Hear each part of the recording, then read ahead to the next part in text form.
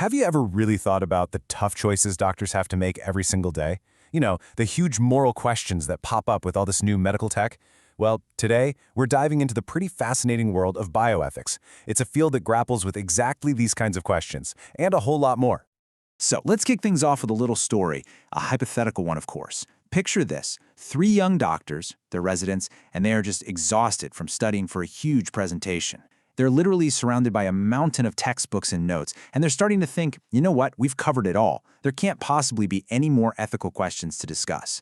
Oh, but they're about to find out just how big this world really is.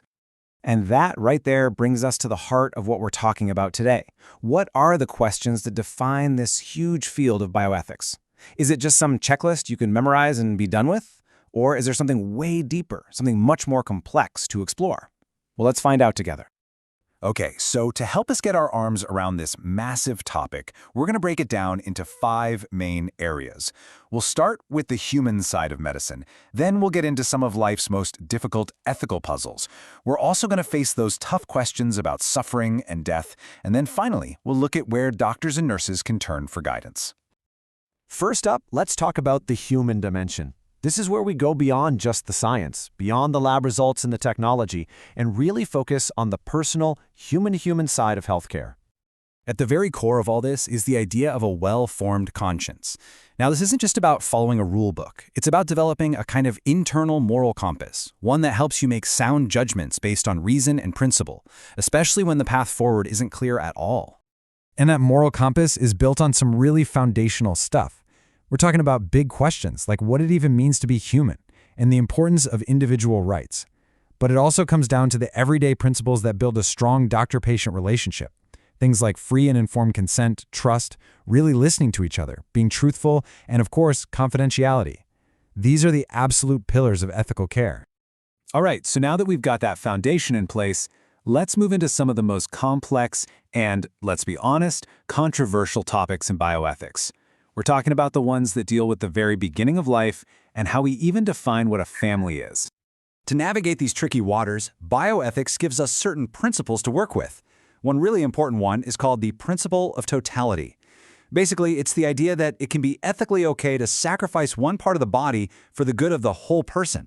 The most obvious example, of course, is organ transplantation, but you can also think about removing a cancerous tumor to save someone's life.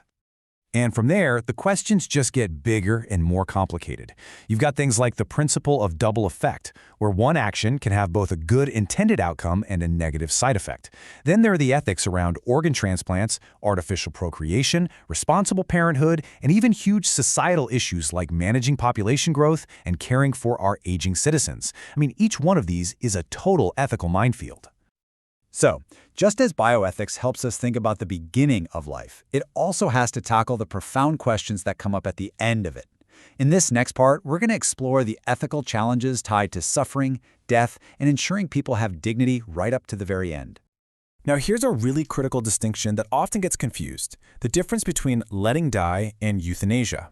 On the one hand, letting die is about stopping treatments that are just prolonging the dying process, allowing nature to take its course. But euthanasia, on the other hand, is a direct action taken with the intention of ending a person's life to stop their suffering.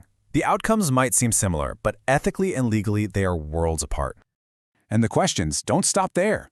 We have to consider how we even define death in the first place. What's the right way to tell someone they're dying? How do we best manage their pain? What's the role of hospice care? And there are even deeper philosophical questions about whether there can be growth and meaning found even in the midst of suffering. Okay, so with so many complex, emotionally draining issues to deal with, you might be wondering, how does anyone in healthcare handle all this?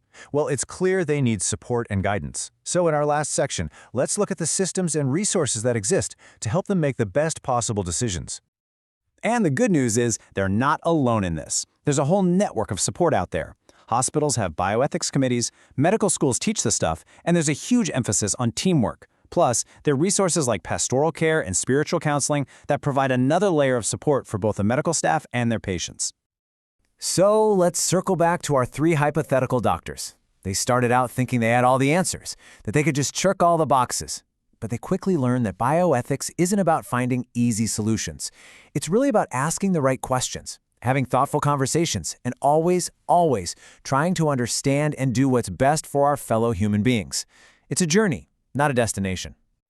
As we've seen, these questions aren't just for doctors or philosophers. They really do touch all of our lives in one way or another.